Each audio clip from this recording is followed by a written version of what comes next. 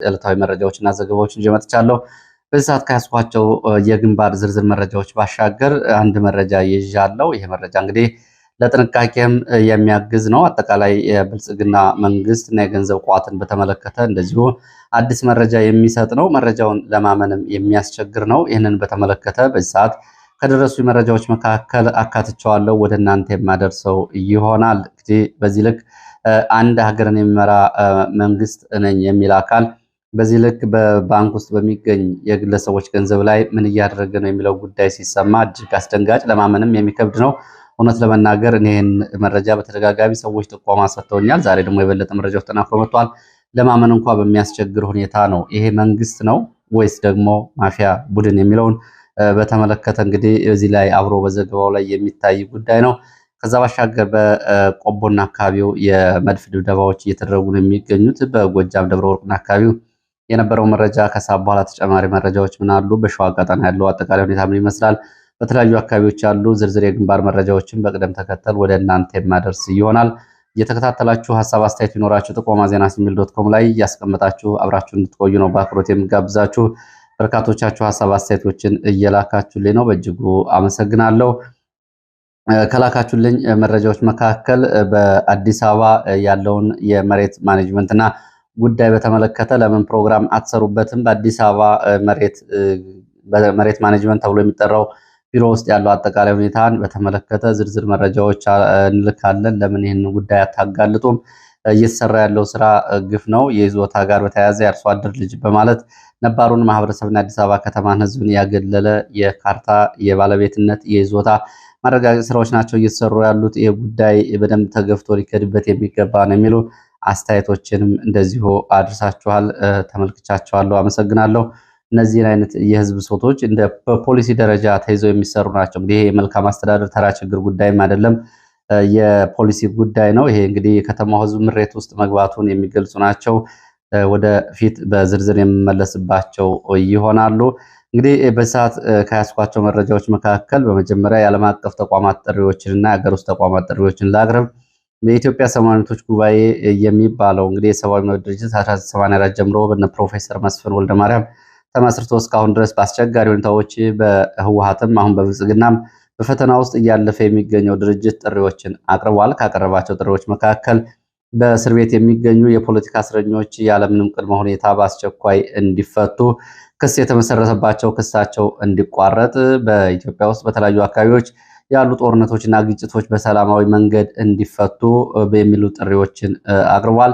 በግጭትና በጦርነት የሚሳተፉ አካላት ልዩነታቸውን በጠረጴዛ ዙሪያ እንዲፈቱ፣ የሰብአዊ ድጋፍ ያለ ገደብ በተለያዩ አካባቢዎች ለተጎጂዎች እና ለተፈናቃዮች እንዲደርስ፣ እንዲሁም ደግሞ ተፈናቃዮች ወደ መኖሪያ ቀያቸው እንዲመለሱ፣ በዜጎች ላይ እንደዚሁ ጥቃቶችን የሚያደርሱ አካላትን መንግስት እንዲያስቆምና ተጠያቂዎችን ለህግ እንዲያቀርብ የሚል ጥሪ አቅርቧል። ያው እንግዲህ በዚህ በኩል አብሮ በዜጎች ላይ አንዱ ጥቃት የሚያደርሰው መንግስት ነው። እንግዲህ እሱንም አብረህ ብሎ ጥሪ አቅርቦለታል። የሂውማን ራይትስ ዎች እንደዚሁ ዓለም አቀፍ የሰብአዊ መብት ተሟጋች ድርጅትም ጥሪ አቅርቧል። ሂውማን ራይትስ ዎች በተለይ ባለፈው በጀርመን ድምፅ ሬዲዮ ጋዜጠኞች ላይ የተጣለውን የዘገባ ፈቃድ ክልከላ በተመለከተ ከዘጠኙ ሰባቱ ፈቃዳቸው በጊዜያዊነት ተመልሶላቸው እንዲሰሩ መደረጉ ይታወቃል። ሁለቱ ግን አሁን በተለይ በትግራይና በአማራ አካባቢ የሚሰሩ ጋዜጠኞች ፈቃዳቸው እንደታገደ ነው። ይህ ጉዳይ ዓለም አቀፍ መነጋገሪያ ጉዳይ ሆኗል። ሂውማን ራይትስ ዎች የጀርመን ድምፅ የሁለት ጋዜጠኞች ላይ የኢትዮጵያ መንግስት የጣለውን እገዳ እንዲያነሳ ጠይቋል። በትግራይና በአማራ ዘጋቢ ጋዜጠኞች ላይ የተጣለው የመንግስት እገዳ መንግስት ለነፃና ገለልተኛ ዘገባ ያለውን ጥላቻ በግልጽ ያሳያል ብለዋል። በአማራና በኦሮሚያ ጦርነት ባለበት ሁኔታ፣ በትግራይና በኤርትራ አዳዲስ ውጥረቶች ባሉበት ሁኔታ፣ ቀጣዩ ምርጫ እየተቃረበና እየመጣ ባለበት ሁኔታ ጋዜጠኞችን ከስራ ማገድና የጋዜጠኞችን ፈቃድ መንጠቅ ግልጽ የፕሬስ አፈና ነው። በነፃ ሚዲያ ላይ ያነጣጠረ ጥቃት ነው። ይህንን ጥቃት በአስቸኳይ ሊያስተካክል ይገባዋል የኢትዮጵያ መንግስት ሲል ዓለም አቀፉ የመብት ተከራካሪ ሂውማን ራይትስ ዎች ይህንን አውጥቷል። በነገራችን ላይ ከዚህ ጋር በተያያዘ እንግዲህ ጋዜጠኞቹ በተለይ በግጭት ባለባቸው ቀጠናዎች አተኩረው የሚሰሩ ጋዜጠኞች ናቸው እንደዚህ ዘገባዎቻቸው ፈቃዳቸው የተከለከለው። ይሄ ምን ማለት እንደሆነ ትርጉሙ ለሁሉም ግልጽ ነው። ከጋዜጠኞች ጋር በተያያዘ እንግዲህ በተደጋጋሚ በወጡ ሪፖርቶች ኢትዮጵያ በጋዜጠኞች መብት አያያዝ በሚወጡ ሪፖርቶች ላይ በዓለም አቀፍ ደረጃ ደረጃዋ በየዓመቱ እያሽቆለቆለ ነው የሚገኘው። ሰሞኑን በጋዜጠኞችና በመብት ተከራካሪዎች ላይ የቀረቡ መረጃዎችና የወጡ ሪፖርቶች እንደሚያሳዩት ኢትዮጵያ ከዚህ በፊት ከነበራት ደረጃ በእጅጉ ማሽቆልቆሏን የሚገልጽና በኢትዮጵያ የፕሬስ ነፃነት ከአደጋ ውስጥ ከገባባቸው ሀገራት ግንባር ቀደሟ እየሆነች እንደሆነ የወጡ ሪፖርቶች ያሳያሉ። 201 በላይ ጋዜጠኞች ባለፉት የለውጥ ዓመታት በተባሉት ታስረዋል። 53 ጋዜጠኞች ደግሞ ተሰደዋል። እንደዚሁ ደግሞ ቁጥራቸው ከ70 በላይ ጋዜጠኞች ደግሞ በድግግሞሽ መታሰራቸውንም መረጃዎቹ ያሳያሉ። ወደ ሌሎች መረጃዎች ነው የሚሄደው። ወደ ፖለቲካዊ መረጃዎች ሲሄድ ኢዜማ በትግራይና በአማራ ክልልን ጨምሮ ምርጫ ቦርድ ምርጫ ለማድረግ በሚመርጣቸው የኢትዮጵያ አካባቢዎች በሙሉ እጩዎችን አቀርባለሁ፣ በምርጫ ውስጥ አተፋለሁ የሚል መግለጫ አውጥቷል። ይሄ ምን ማለት ነው የሚለውን እንግዲህ ፖለቲካዊ ትርጉም አለው። በአማራና በትግራይ ክልልን ጨምሮ በትግራይ ክልል ህወሓት ምርጫ ማድረግ አይቻልም የሚል ክልከላ አድርጓል። በአማራ ክልል እየተደረገ ባለው ጦርነት ምክንያት ምርጫ ለማድረግ የሚያስችል ሁኔታ እንደሌለ ይታወቃል። ይሄ አይነት መግለጫ እና ይሄ የኢዜማ አቋም ለብልጽግና የመንግስትነት ተክለ ቁመናና ለብልጽግና በዚህ ምርጫ ውስጥ እንግዲህ በአመዛኙ የህዝብ ውክልና ላይ በሚል ብልጽግና ለሚያደርገው ምርጫ እጀባ ለመስጠት የሚያደርገው ጉዞ እንደሆነ ነው። በዚህ በኩል እንግዲህ እናንተም ሀሳብ አስተያየቶቻችሁን ልታስቀምጡ ትችላላችሁ።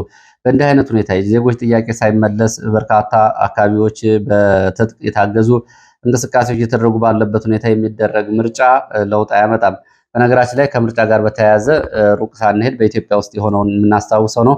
2007 ዓ.ም የዛሬ 11 ዓመት ኢህአዴግ 99.9 በመቶ ምርጫ አሸንፍ ያለው ባለበት በማግስቱ ከአንድ ዓመት በኋላ ነው ይሄ ንቅናቄ ህዝብ ንቅናቄና ተቃውሞ በአማራና በኦሮሚያ ክልል አካባቢዎች የተቀሰቀሰው።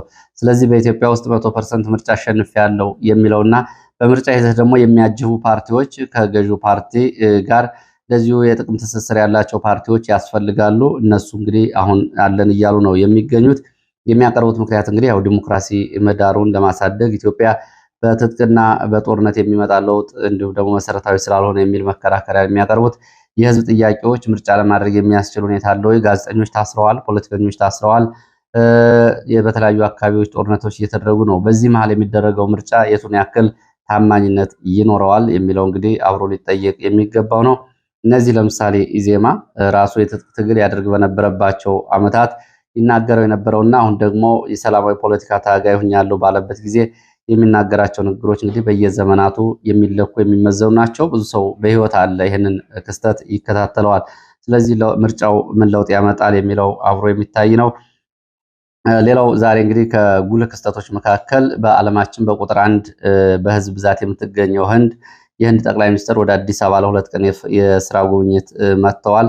ይሄ እንግዲህ ከዲፕሎማሲ አንጻር ያለ መረጃ ነው። ወደ መረጃዎች ግንባር መረጃዎች እና ተያያዥ ጉዳዮች ሲሄድ ወደ ጋምቤላ የሚወስደን መረጃ ላስቀድም። በጋምቤላ ከ3 ቀናት በኋላ እንደገና ዛሬ እኩለ ቀን ላይ በተቀሰቀሰ ግጭት የፖሊስ ኮማንደር የፖሊስ ኮሚሽነርን ጨምሮ 3 የፖሊስ አባላት 2 ሰላማዊ ሰዎች መገደላቸውን የወጡ መረጃዎች ያሳያሉ። ከ3 ቀናት በፊት በተቀሰቀሰው ግጭት በጋምቤላ ከተማ የሰዓት እላፊ ገደብ ተጥሎ የነበረ ቢሆንም ዛሬ እንግዲህ በቀን ነው ታጣቂዎቹ በፖሊስ ጣቢያ ላይ ጥቃት በመክፈት የፖሊስ ኮሚሽነሩን ጨምሮ የፖሊስ አባላትና ሰላማዊ ሰዎችን እየገደሉት። ምሳ ሰዓት ድረስ ከፍተኛ ተኩስ ነበር በጋምቤላ ከተማ፣ የክልሉ ዋና ከተማ ነው። በዚህ እንግዲህ ጉዳቶች ደርሰዋል። እስካሁን ድረስ በተኩስ በነበረባቸው አካባቢዎች የፌዴራል ፖሊስና መከላከያ ገብቶ እንደዚሁ ያለውን ጉዳት እንኳን ለማስተካከል አልቻለም። አሁንም አልፎ አልፎ የተኩስ ድምፅ ይሰማል። ባለፈው እንግዲህ በተለይ የኒዮር ተብሎ የሚጠሩት 2 ናቸው በዋናነት እንግዲህ ግጭት ውስጥ ያሉት ጎሳዎች ኒዮር እና አኝዋክ።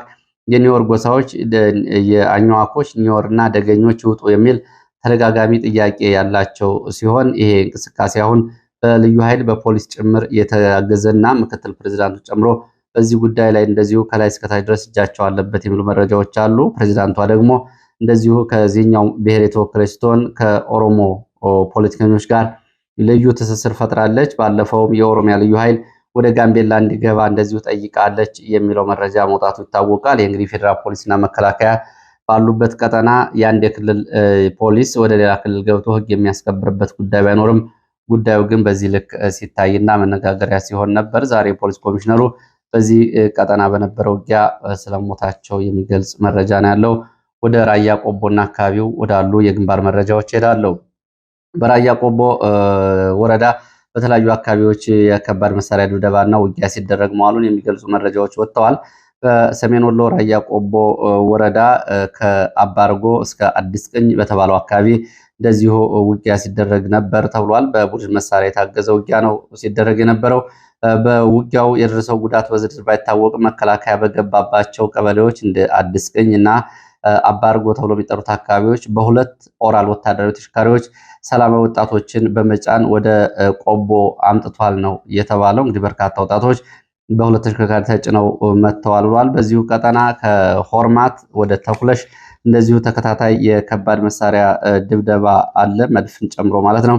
አዲስ ቻይና ሰራሽ መድፎች ናቸው ዛሬ በዚህ አካባቢ አገልግሎት ላይ የዋሉት የሚሉት የዓይን እማኞች የመድፍ ድብደባ እየተደረገ እንደሆነ እና ሆርማት ከተባለ ቦታ መከላከያ ካምፕ ወደ ተኩለሽና አካባቢው ከሰዓት በኋላ ተከታታይ የመድፍ ድብደባዎችን እያደረገ እንደሆነና የደረሰው ጉዳት በዝርዝር አልታወቀም።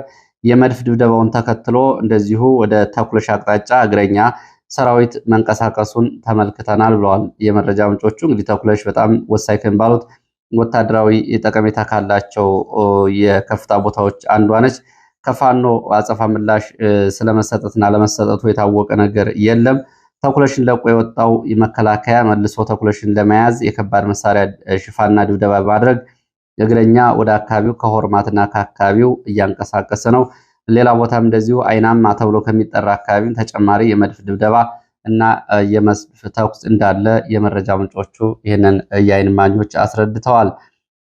ወደ ሌላው መረጃችን ስንሄድ ወደ ሸዋ የሚወስደን መረጃን ማስከትለው በሸዋ እንግዲህ ጧት በመረጃ ጊዜ በስፋት የተዘገበው ዘገባ አለ። ከዚህ ጋር በተያያዘ በይፋት ቀጠና በባሽ ከተማ ወደ ፋኖ የተቀላቀሉ የተባሉ የሚሊሻ አባላት ንብረት እንደዚሁ እየወደመ ነው የሚገኘው። ይህን የሚያደርጉት የሚሊሻ የአድማ ብተናና የመከላከያ አባላት ናቸው። ለምሳሌ ባሽ ከተማ ላይ ወደ ፋኖ ተቀላቅለዋል የተባሉ ሚሊሻዎች ከብቶች፣ በሬዎቻቸው ታርደው ተበልተዋል። ቤታቸው እንዲቃጠል ተደርጓል።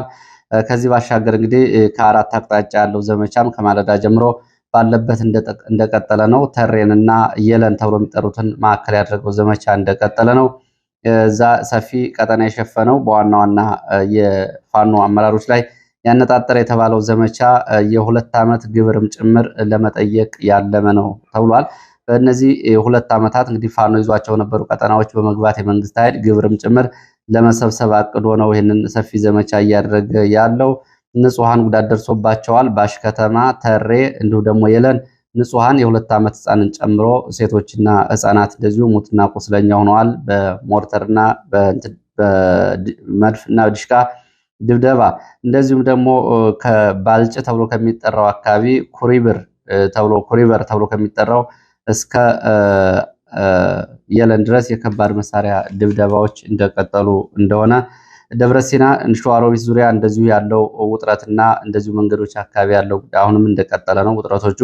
በባልጭ በኩል መከላከያ ሬንጀር አልብሶ የኦሮሞ ብሔረሰብ ዞን የሚሊሻ አባላትን ቀድሞ የሸኔ አባላት ሆኖ በአካባቢ የነበሩ አሁን ወደ ዞኑ ሚሊሻ የተቀላቀሉትን የመከላከያ ሬንጀር በማልበስ አካባቢውን ታውቁታላችሁ በሚል ለዘመቻ ድጋፍ ወደ አካባቢው እንዲገቡ አድርጓል።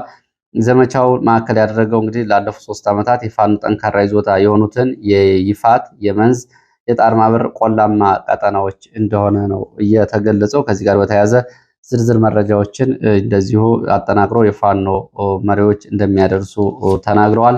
ወደ ሌላው መረጃችን ስንሄድ ወደ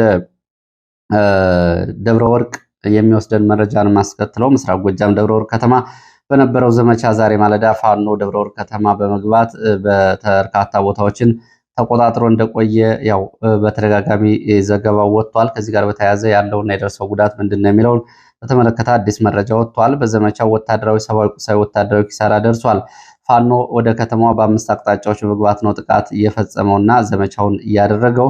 በነዳጅ ማደያ ተብሎ በሚጠራው አካባቢ ፖሊስ ጣቢያ፣ ጠዛ ወንዝ፣ ቴክኒክና ሙያ ኮሌጅ፣ በአዲሱ ገበያ በኩል ጥቃት በመክፈት የተሳካ ኦፕሬሽን ማድረጉን ፋኖ ባወጣው መግለጫ ገልጿል። የፋኖ መግለጫ ነው። የፋኖ የመረጃ ምንጮች እንደሚሉት እንግዲህ በአማራ ፋኖ ብሔራዊ ኃይል ቴዎድሮስ ዕዝ ባሰራጨው መረጃ ከ50 በላይ የፖሊስና የአድማ ብተና አባላት ሙትና ቁስለኛ ስለመሆናቸው፣ በቁጥር ያልተገለጸ ምርኮኛ ስለመኖሩ፣ ከ27 በላይ ነፍስ ወከፍ መሳሪያ፣ ከ1600 በላይ ተተኳሽ፣ ከ29 በላይ የቦምብ እንደዚሁ የእጅ ቦምቦችን ስለመማረኩና ስለማገኝቶ እንደዚሁ ፋኖ ገልጿል። ዘመቻው ብልጽግናን ፋኖ ምንም አያመጣም፣ ምንም ማድረግ አይችልም የሚለውን ዲስኩርና የአዳራሽ ስብሰባዎች ያፈረሰ ፋኖ በየትኛውም ጊዜና ሰዓት ከተሞችንም ሆነ የሚፈለገውን ቦታ መቆጣጠር እንደሚችል ያሳየ ነው የሚለው እንግዲህ የተሰራጨው የፋኖ መረጃ። የአይን እማኞች ደግሞ በዚህ በኩል የተናገሩት እንደሚከተለው ይደርሳል ወደ እናንተ። የአይን እማኞች በበኩላቸው ከማለዳ 11 ሰዓት ከ45 ጀምሮ በተለያዩ ቦታዎች ከፍተኛ ፍንዳታና የተኩስ ድምፅ እንደሰሙ ነው የሚገልጹት። ከእንቅልፋቸው እየቀሰቀሳቸው ከፍተኛ የጥይት ተኩስ ድምፅ እንደሆነ ይገልጹና እስከ ረፋዱ 3 ሰዓት ድረስ እንቅስቃሴ ሙሉ በሙሉ ቆሞ እንደነበርና የደረሰውን ጉዳት በዝርዝር ለማወቅና ለማጣራት እንደሚያስቸግር ረፋድ 4 ሰዓት ጀምሮ መከላከያ፣ አድማ ብተናና ሚሊሻ እንደዚሁ ወደ ከተማው ተመልሰው ስለመግባታቸው የሚገልጹት የአይን እማኞች ፋኖ ከተማውን ለቆ መውጣቱን ከ4 ሰዓት ጀምሮ ይገልጻሉ። ፖሊስ ጣቢያ በነበረው ተኩስ እስረኞች ስለማምለጣቸው ሰምተናል የሚሉት የአይን እማኞች ምን ያክል እስረኞች እንዳመለጡ ግን አላወቅንም ብለዋል። የብልጽግና የካቢኔ አባላት እንደዚሁ የሆኑ የከተማ አስተዳደሩ እንደዚሁ በዚህ ዘመቻ ስለመሞታቸው ሰምተናል። አንደኛ የመንገድ ትራንስፖርት ኃላፊ ሲሆን ሌላውን ግን አላወቅንም ሲሉ እንደዚሁ ይህንን ጨምረው ተናግረዋል። ምን ያህል እስረኞች እንዳመለጡና የደረሰውን ጉዳት በቁጥር በተመለከተ በዝርዝር ለማወቅ አልቻልንም ብለዋል። እንግዲህ ከላይ ፋኖ ደግሞ የደረሱ ጉዳቶችን በዝርዝር አሃዛዊ መረጃዎች ይዞ ወጥቷል። ወደ እዚሁ ምስራቅ ጎጃም ስናን ወረዳ ሮቡ ገበያም በካምፕ ላይ ድንገተኛ ጥቃት መፈጸሙ ታውቋል። በተፈጸመው ድንገተኛ ጥቃት የደረሰው ጉዳት በዝርዝር አልታወቀም። ዛሬ ረፋድ በካምፕ ላይ በተፈጸመው ጥቃት እንግዲህ ይህንን ጥቃት ተከትሎ በአካባቢው እንደዚሁ ለግማሽ ሰዓት የቆየ ከፍተኛ ተኩስ እንደነበርና በተኩሱም የደረሰው ጉዳት በዝርዝር አለመታወቁን የዓይን እማኞች ገልጸዋል። ወደ ደቡብ ጎንደር ጋይንት የሚወስደን መረጃ ሳስከትል በደቡብ ጎንደር ጋይንት በወታደራዊ ተሽከርካሪ ላይ ድንገተኛ የደፈጣ ጥቃት ደርሷል። ሽት ተራራ ተብሎ የሚጠራው አካባቢ በተፈጸመ ድንገተኛ የደፈጣ ጥቃት ጉዳት ደርሷል። በወታደራዊ ኮንቮይ ተጭነው ከላይ ጋይንት ንፋስ መውጫ ወደ ታች ጋይንት አርብ ገበያ የሄዱ የነበሩ ተሽከርካሪ ላይ በተፈጸመ የደፈጣ ጥቃት ጉዳት ደርሷል። የጉዳቱ መጠን በውል አልታወቀም ነው የተባለው። ይህንን ተከትሎ በአካባቢው ለግማሽ ሰዓት የቆየ ተኩስ ልውውጥ እንደነበር መረጃዎች ጠቁመዋል። ወደ ምዕራብ ጎጃም እንደገና ስንመለስ ወንበርማ ሽንዲ ከተማ በመውጣት በሁለት አቅጣጫ በሌሊት ወደ ፋኖ ቀጠና ከገባው መከላከያ ሰራዊት ጋር በተደረገ ውጊያ ጉዳት መድረሱ ተገልጿል። ዳንዴና ቡራፈር ተብሎ በሚጠሩ ሁለት ቦታዎች በኩል በመንቀሳቀስ የፋኖ ቀጠናዎችና ፋኖችን ከበባ ውስጥ ለማስገባት የተንቀሳቀሰው መከላከያ ጋር በተደረገ ውጊያ ጉዳት ደርሷል። ቀድሞ ፋኖ መረጃ ደርሶ ስለነበር በሁለቱም መውጫ በሮች በኩል ድንገተኛ ደፈጣና እንደዚሁ ደግሞ ለአንድ ሰዓት የቆየ ውጊያ ከተደረገ በኋላ የመንግስት ወታደሮች መከላከያ ወደ ከተማው ተመልሰዋል። ዘመቻው ወደ ሀርጥ ተብሎ ወደሚጠራው አካባቢ የነበረ ቢሆንም ለዛሬው ይሄ ዘመቻ ከሽፏል ነው እየተባለው። መከላከያ በአዳፍኔ በተከታታይ እንደዚሁ የሞርተርና የድሽቃ ተኩስ በማድረግ እንደዚሁ በመኖሪያ መንደሮች ላይ ጉዳት አድርሷል። ሞርተር ፍንዳታ 3 ሰላማዊ ሰዎች ተገድለዋል፣ ቤት ንብረትም ወድሟል የሚሉ መረጃዎች አብረው ወጥተዋል። ሌላው እንግዲህ በዚህ ሰዓት ከምነግራችሁ መረጃዎች መካከል ይሄ ለማመንም የሚከብድ ብልጽግና አጠቃላይ ያለበትን ሁኔታ የሚያሳይ ነው። አንድ የመረጃ ምንጭ አንድ ሰው በባንክ ውስጥ የነበራቸው ገንዘብ በብልጽግና በራሱ በመንግስት መወሰዱን የሚገልጽ እና ይህንን ከባለቤቱ ሰምቻለሁ ሲሉ ነው ለኢትዮ ፎከስ ያደረሱት። ዝርፊያ ተፈጽሞብኛል የሚሉት አንድ ሰው ባንክ ውስጥ ያስቀመጡት 180 ሚሊዮን ብር በመንግስት በራሱ ያለ ባለቤቱ ፈቃድ 178 ሚሊዮን ብር የሚሆነውን ብር ስለመውሰዱ እና የሞባይል ቴክስት እንደደረሳቸው የገለጹት የገንዘቡ ባለቤት ለምን እንዲሆናል በሚል ወደ ባንክ በመሄድ ጉዳዩን ለማጣራት እንደሞከሩና የተነገራቸው ግን ጉዳዩ አነጋጋሪ የሆነው ባለቤት የተነገራቸው ለምን እንዲህ ይሆናል ያለኔ ፍቃድ ለምን ይሄ ይሆናል ቢል ጥያቄ ሲያቀርቡ አንተ ለመንግስት ገንዘቡን እንዳበደርክ ተደርጎ መንግስት ተበዳሪ ሆኖ ይከፍልሃል፣ ይፈርምልሃል። በዚህ የፊርማ ወረቀት ላይ ስምምነትህን አስቀምጥ፣ አላስቀምጥም ብትልም ገንዘቡንም አታገኝም፣ አንተም አትኖርም የሚል ማስጠንቀቂያ ተሰጥቷቸዋል ነው የተባለው። በተቀመጠው ወረቀት ላይ እስከ 30 በመቶ መንግስት ወለድ ይከፍልሃል፣ በዚህ ተስማማና ፈርም የሚል ወረቀት እንደቀረበላቸው ገልጸዋል። እንግዲህ ብልጽግና መንግስት ከፍተኛ በሆነ ገንዘብ ጥረት ስለገጠመው ነው የሚሉት የመረጃ ምንጮቹ። ሌላው ነገር እንግዲህ ሌላ ነገር አመጣለሁ ብትል ባለቤቱን ማለት ነው በዚህ መንገድ ችግር ይገጥመሃል በሚል ነው። ከዚህ ጋር በተያያዘ እንግዲህ በንግድ የሚንቀሳቀሱና በባንክ ውስጥ ከፍተኛ ገንዘብ ያስቀመጡ ከህንፃ ኪራይና ከሌሎች የንግድ አገልግሎቶች ከፍተኛ ገንዘብ በዝግ ሂሳብ ያስቀመጡ የሚቆጠር ገንዘብና እንደዚሁም ደግሞ ተንቀሳቃሽ ሂሳብ ዝግ አካውንት ጭምር ያላቸው ሰዎች ይህንን ጥናት ተደርጎ ተለይቷል ነው የተባለው። እንደ መረጃ ምንጮቹ ቢስማሙ በብድር ባይስማሙ በግድም ቢሆን የመንግስት ይወርሳል። እነዚህ በዝግ አካውንት የተቀመጡ በተለይ ከህንፃ ኪራይ ከመሬት ኪራይ የሚገኝና በቀድሞይቱ ኢትዮጵያ ጊዜ እንግዲህ አሁኖቹ አዲሷ ኢትዮጵያ የሚሏት የራሳቸው የፖለቲካ እይታ አላቸው። በቀድሞ ኢትዮጵያ ጊዜ ከፍተኛ ገንዘብ፣ ከፍተኛ መሬት፣ ከፍተኛ ህንፃ፣ ከፍተኛ ንግድ እያንቀሳቀሱ አሁን በተለይ በተለያየ ምክንያት አልነግድም አንሰራም የሚሉ ሰዎች ካሉ የዚህ ሰለባ ይሆናሉ። ጥናቱ ተለይቶ አልቋል ነው የተባለው። እንግዲህ ይህን ጉዳይ ለማመን በጣም አስቸጋሪ ነው። ሰው የገዛ ገንዘቡን ባንክ አስቀምጦ ሳይፈቅድ እንዴት ወደ መንግስት ወደ ከፈተው አካውንት ገንዘብ ይዘዋወራል? ይሄ የባንክ ባለሙያዎች እንዲሁም ደግሞ ባንኮች እንግዲህ ከአንድ ደንበኛ ጋር የገቡት ውል አለ። ከዚህ አንጻር ጉዳዩን ለማመን የሚያስቸግር ቢሆንም እንግዲህ ሆኗል ነው የተባለው። ምናልባት የገጠማችሁ ባለሀብቶችም እንዲሁም ደግሞ የባንክ ባለሙያዎችም በዚህ በኩል ተጨማሪ መረጃ ብታደርሱ ዛሬ የቀረበው ቅሬታ ይሄ ነው። ከዚህ ጋር በተያያዘ በዚህ ብቻ አልበቃም። አንዳንድ የኮርፖሬት ደረጃ የተቋቋሙ ለምሳሌ በአማራ የንግድ ኮርፖሬት ተብሎ የንጋት ኮርፖሬት ተብሎ የአማራ ሕዝብ ሀብት ነው ተብሎ ለብዙ ጊዜ በተለይ የቀድሞ የኢህድን ታጋዮች የሚጠቀሙባቸው በስራ ላይ የሚቀጠሩባቸው ከፓርቲ ሲወጡ የሚያርፉባቸው አሉ። በእርግጥ የአማራን ሕዝብ በምን ያክል ደረጃ ጠቅመዋል? እነዚህ ያው ጥያቄው ግልጽ ነው። አሁን እነዚህ የንጋት ኮርፖሬት የድሮ ጥረት ተብሎ የሚጠራው ንጋት ኮርፖሬት አሁን በስሩ የሚገኙ 51 ድርጅቶች አሉ። ከባንክ ጀምሮ እንግዲህ በርካታ ተቋማት 51ዱ አሁን አባይ ኢንቨስትመንት ሆልዲንግ ስር እንዲገቡ አብይ አህመድ በቀጥታ ትዕዛዝ ሰጥቷል ነው የሚሉት ሰራተኞቹ። ዶክተር ታደሰ ካሳ በናረጋ ከበደ ተሹሞ ሰራተኛው ጠቅላላ ችግር ውስጥ ገብቷል። ይህም አንዱ እንግዲህ የብልጽግና የገንዘብ እጥረቱን ለማካካስ ሁሉንም የህዝብ ድርጅቶች፣ ማህበራት፣ ተቋማት በአንድ የገንዘብ ቋት ውስጥ እንዲገቡ የሚያደርግበት ስልት ነው። ይህንን እንግዲህ ለመቆጣጠር ያለመ ነው የሚል አስተያየት ነው እንግዲህ ሰራተኞቹ እያደረሱ ያሉት። ሰራተኛው በዚህ ምክንያት ጭንቀት ውስጥ ገብቷል ነው የሚሉት። ይህ ምናልባት እንግዲህ በዚህ ጉዳይ ላይ ከአሁን በፊትም የኢትዮጵያ ኢንቨስትመንት ሆልዲንግ የሚባል አለ። የኢትዮጵያ አየር መንገድን ቴሌን ጨምሮ የያዘ አሁን ደግሞ የአባይ ኢንቨስትመንት ሆልዲንግ በሚል እነዚህ መግባት አለባቸው የሚለው በ51 ድርጅቶች ናቸው። በዚህ ውስጥ እንግዲህ በብዙ ሺህ የሚቆጠሩ ሰራተኞች አሉ። ችግር ውስጥ ስለመግባታቸውና ጭንቀት ውስጥ ስለመግባታቸው የተገለጸው ዝርዝር ማብራሪያ የለውም። ወይ ለልማት ይጠቅማል ወይ ደግሞ ከዛ አንጻር አሁን ብልጽግና ከገጠመው የገንዘብ እጥረት አንጻር ነው ጉዳዩ እየታየ ያለው። ለዚህ ሰዓት ከተለያዩ አካባቢዎች ማሰባሰብ ወደ እናንተ ያደረስኳቸው መረጃዎች እነዚህ ናቸው።